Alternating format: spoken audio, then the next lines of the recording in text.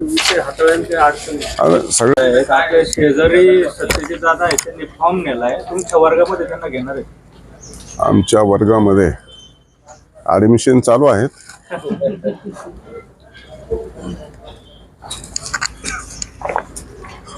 निष्ठावानांना न्याय मिळणार आहे का विधान परिषदेत? राज्यामध्ये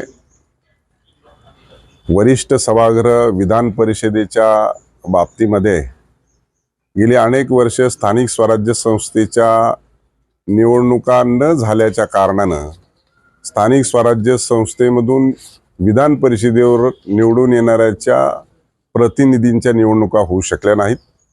आता गेल्या 18 तारखेला हे निवडणूक केंद्रीय निवडणूक आयोगाने या संदर्भामध्ये निवडणूक जाहीर केलेली आहे आणि या निवडणुकीमध्ये आता 17 विधान परिषदेच्या निवडणुका आहेत. एक नागपूर विधान परिषदेची पोटनिवडणूक आहे. अशा 18 निवडणुका 18 प्रतिनिधींसाठी ही निवडणूक होणार आहे आणि निश्चित स्वरूपामध्ये त्याचे आता 25 तारखेपासून नोटिफिकेशन निघालेलं आहे. 1 तारखेपर्यंत फॉर्म भरणं सुरू आहे. 18 तारखेला मतदान आहे तर 22 तारखेला मतमोजणी आहे. त्याच परिस्थितीमध्ये अहिल्यानगरमध्ये देखील ही निवडणुकीची धावाधाव सुरू आहे आणि महायुतीचा अतिशय मोठ्या प्रमाणात मताधिक्य आहे आणि त्यामुळं आता ही जागा कोणाला जाणार यावरून सगळ्या चर्चा सुरू आहेत. एक पहिली फेरी, दुसरी फेरी सुरू आहे, आता तिसरी फेरी देखील सुरू आहे आणि म्हणून सर्वाधिक मतदान या निवडणुकीमध्ये अहिल्यानगरमध्ये भारतीय जनता पार्टीचं आहे.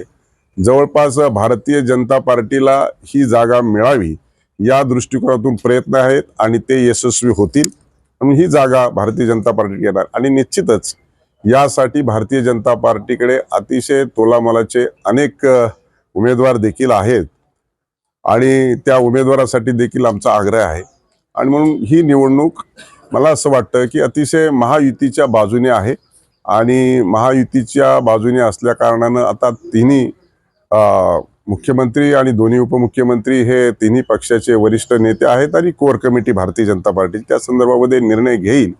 तथापि काही वेगळा निर्णय सुद्धा या निवडणुकीमध्ये होऊ शकतो. शेवटी कोर कमिटी आणि राज्याचे आदरणीय मुख्यमंत्री देवेंद्रजी फडणवीस या संदर्भामध्ये निर्णय करतील.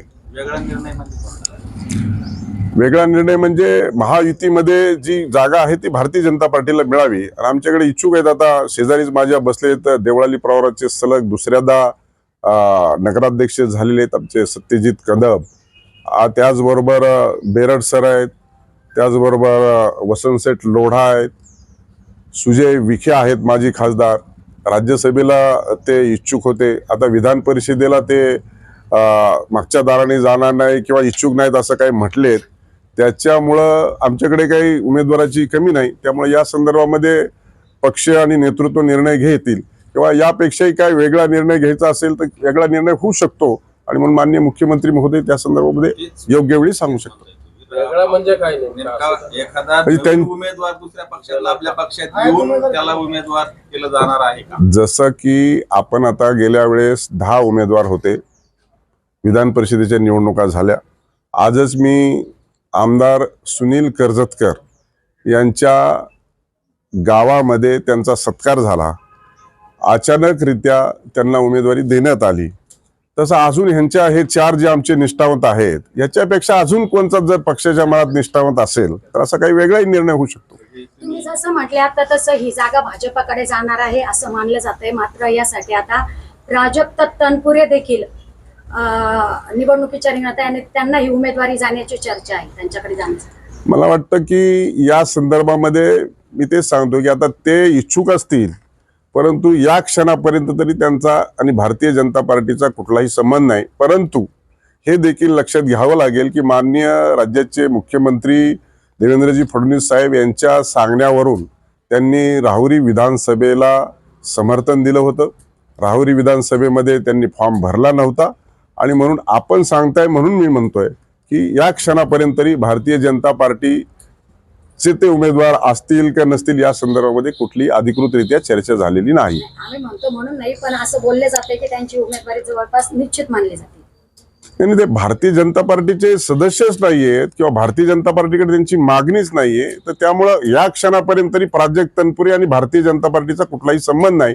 पण माननीय मुख्यमंत्री महोदयांनी त्यांना जे राहुरी पोटनिवडणुकीमध्ये सांगितलं आणि प्राजक्त तनपुरेंनी ऐकलं, हे त्रिकालाबाधी सत्य आहे. आताच निवडणूक झालेली आहे, त्यामुळे आता त्यांच्या दोघांमध्ये किंवा वरिष्ठामध्ये काय निर्णय झालेत ते कदाचित आपल्याला योग्य वेळी कळतील.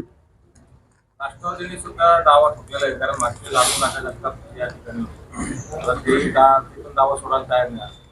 राष्ट्रवादीने दावा ठोकलेला आहे हे बरोबर आहे, कारण गेल्या वेळेस दिवंगत अरुण काका जगताप या मतदारसंघाचं 2 वेळा प्रतिनिधित्व केलेलं आहे आणि त्यामुळं त्यांची मागणी रास्त जरी असली तरी मतदानाच्या संख्येमध्ये भारतीय जनता पार्टीची मोठं मताधिक्य असल्या कारणानं आमचा दावा आहे आणि मतदानाच्या ज्याचे जास्त मतदान त्याला ती सीट द्यायची, ह्या क्रायटेरियावरती भारतीय जनता पार्टीला अहिल्यानगरची जागा मिळेल.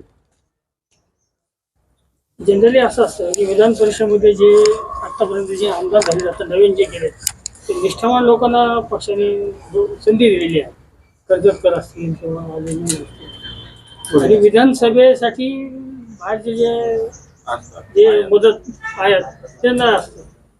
आता ह्या विधान परिषदेला जर तुम्ही बाहेरचं प्राजक्त तनपुरे म्हणा किंवा अजून कोणी हे केलं ते कसं चालू शकेल? भारतीय जनता पार्टी निष्ठावंतालाच उमेदवारी देते, पण निष्ठावंत आणि पक्षवाढीसाठी काही उपाययोजना करायच्या असतील तर रणजितसिंह मोहिते पाटील देखील भारतीय जनता पार्टीचे विधान परिषद सदस्य होते, हे देखील आपल्याला ह्याच्यात दुर्लक्षित करून चालणार नाही. कारण शेवटी त्यांनी त्यावेळेस रणजितसिंह मोहिते पाटलांनी तिथे एक राम सातपुते नावाचे आमदार निवडून आणले आणि त्यामुळे त्या जे बोललं ते केलं पाहिजे. आता त्यांनी काय बोललंय काय नाही केलं शेवटी हे मी आता सांगू शकत नाही. मी या क्षणापर्यंत भारतीय जनता पार्टीचा आणि त्यांनी वेळोवेळी जाहीर केलंय की प्राजक्त तनपुरेंनी माझा आणि भारतीय जनता पार्टी संबंध आहे आणि आता त्यांचा जर संबंध असेल तर आम्ही कसं सांगायचं त्यांचा संबंध आहे. पण मुख्यमंत्र्यांच्या ऐकण्यावर ते थांबले आणि मुख्यमंत्र्यांच्या ऐकण्यावरती त्यांनी उमेदवारी न करता समर्थन दिलं, हे देखील तितकंच खरं आहे. दादा पण थांबले ना 2 वेळेला, मग इच्छुक आहेत ना ते. मग त्यांचं तुम्ही पाठपुरावा करणार ते? सगळ्या भारतीय जनता पार्टीच्या उमेदवाराचा मी पाठपुरावा करणारच आहे. चारी निष्ठावान अगोदरच सांगितलं. वेगळा प्रश्न आहे. रोहित पवार म्हणले होते की शरद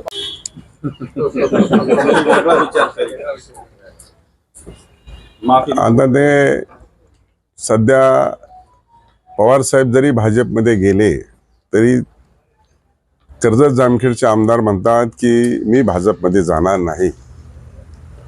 आता हे आज्याला नातू काय शिकवणार हा प्रश्न आहे. शेवटी आता पवार साहेबाचं सुद्धा मारणार नाहीत, त्यामुळे मी म्हणलो होतो की ह्यांची दिवसेंदिवस राजकीय उंची वाढत चाललेली आहे. परवा देखील मी एका कार्यक्रमाच्या स्तरी हा प्रश्न विचारल्याच्या नंतर याच अनुषंगाने म्हटलो की पवार साहेबांचं सुद्धा मी भाजपमध्ये जाणार नाही. मग याचा अर्थ पवार साहेब भाजपमध्ये चाललेत का हा देखील त्यांना प्रश्न विचारण्याची आवश्यकता आहे. आणि म्हणूनसाठी की हे आंतरराष्ट्रीय दर्जाचे नेते आहेत आणि मला एक इंटरनॅशनल कॉल आला आणि नेत्यानयाहू, ट्रम्प, पुतीन, जिमकॉम यांची एक वरिष्ठ स्तरावरती हेग या ठिकाणी बैठक झाली आणि त्यांनी मोठी चिंता व्यक्त केली की कुणीतरी एक बलाढ्य व्यक्तिमत्व या आंतरराष्ट्रीय याला धक्का पोहोचू इच्छित इजा पोहोचते आहे. त्यामुळे एक त्यांचं मोठं डेलिगेशन आता भारत देशाच्या